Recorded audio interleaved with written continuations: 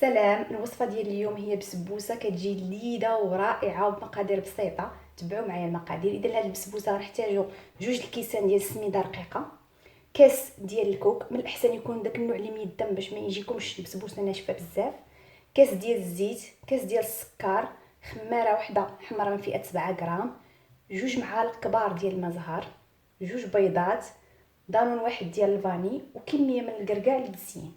بالنسبه للسيرو اللي غنسقيو به البسبوسه غنحتاجو كاس السكر، كاس الماء، و2 طريفات ديال الحامض.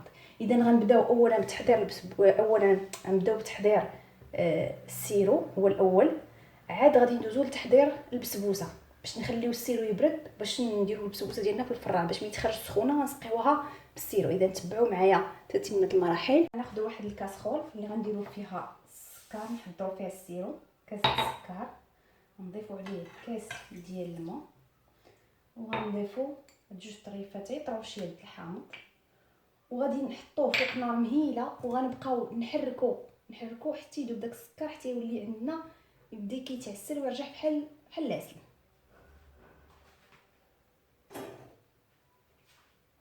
ندوزو لتحضير البسبوسه.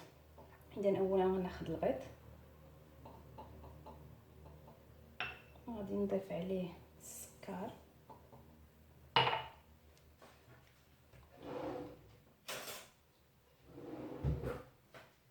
غادي نضيف عليه دانون،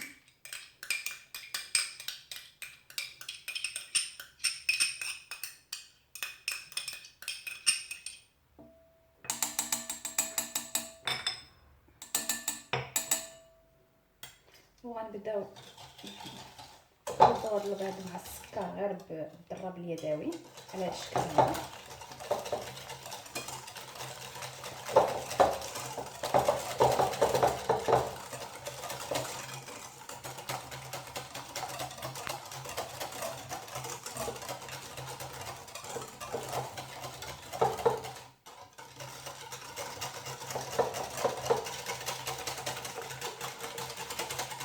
ثم غادي نضيفوا الزيت، كنستمروا في التحريك حتى تمتزج جميع العناصر كامله.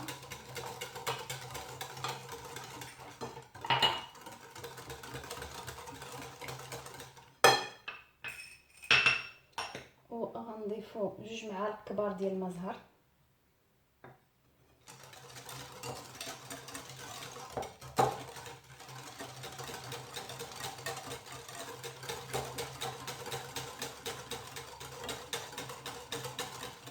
وغنضيفوا واحد القبيصه د الملحه، نسيت ما ذكرتهاش قبيله في المقادير، غير واحد القبيصه صغيره د الملحه.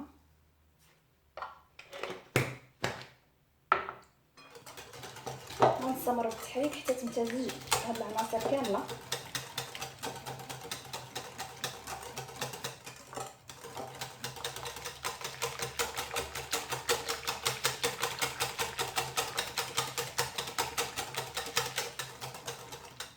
ثم غادي نضيفوا الكوك، كنخلطوا على هذا الشكل هذا، وغنضيفوا السميده، نضيفوا السميده تدريجيا. بالنسبه للسميده كتبقى على حسب النوعيه ديال السميده. غنضيفوا ونشوفوا الخليط، حيت كاين من بعض النوع ديال السميده اللي كتشرب. نضيفوها شويه بشويه،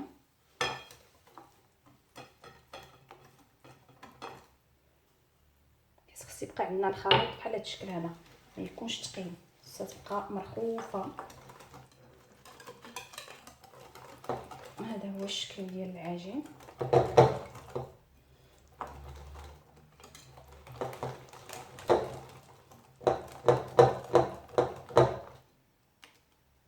دابا غادي نضيفو اخيرا داك الكيس ديال الخميره،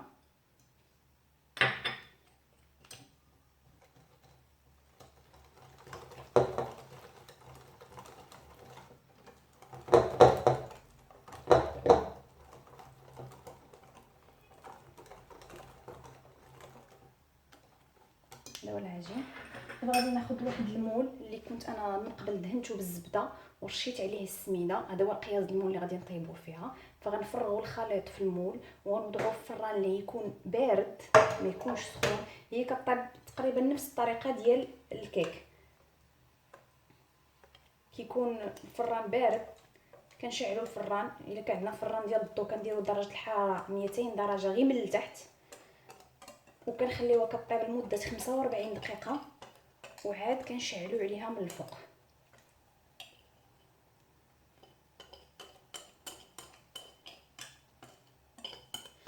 الا كان عندنا فران ديال الغاز راه كنشعلوه وكنقصوا العافيه كنشعلوه غير لتحت بنفس الطريقه وكنحسبوا ليه 45 دقيقه.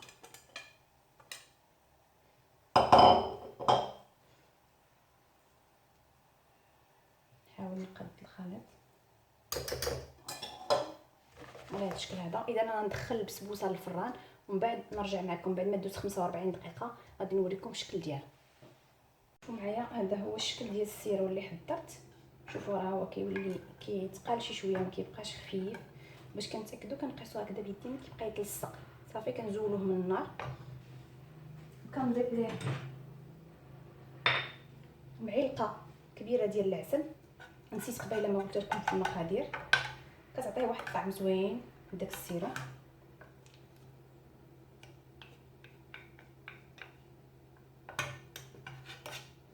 غادي نزول منه غنوضعو في واحد الاناء وغنخليه يبرد باش ملي تخرج ديك البسبوسه وهي سخونه غادي نسقيها بهذا السيرو هذا.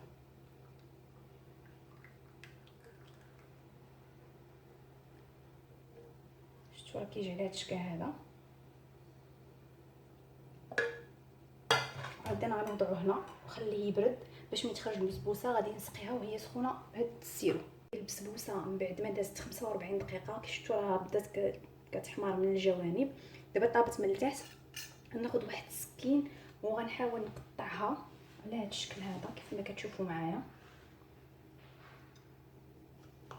غنقطعها على شكل مربعات.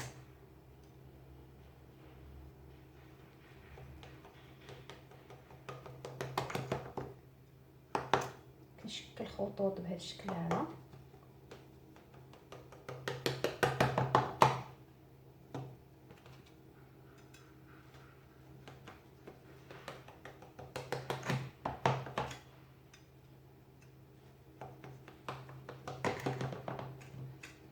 ثم كنشكلوا خطوط بالعرض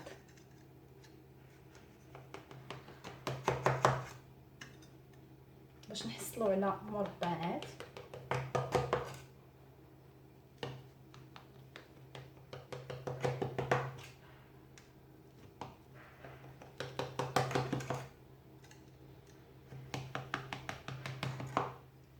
وكنزينوها طريفات ديال الكركاع. كنحاولوا نضغطوا عليهم شويه هكذا باش يدخلوا في وسط منها.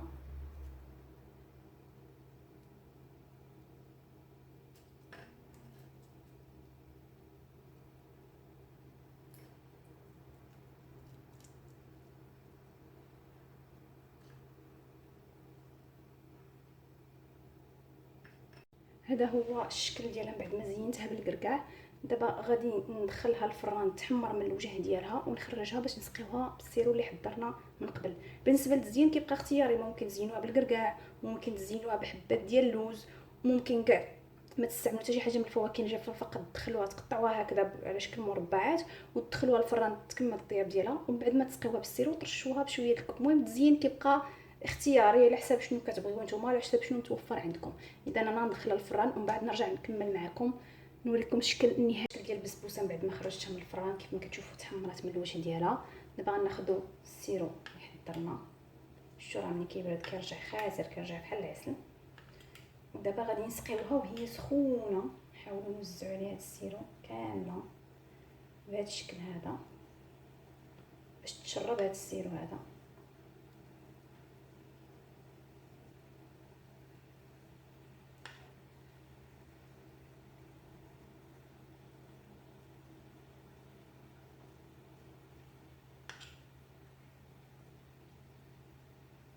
ضروري يكون السيرو بارد ميمكنش تكون هي سخونه والسيرو سخون لان غادي تعجن، ما غاديش تجي زوينه. خص يكون السيرو عندنا بارد من قبل، وهي مباشره من بعد ما نخرجوها من الفرن كنسقيوها بهذا السيرو.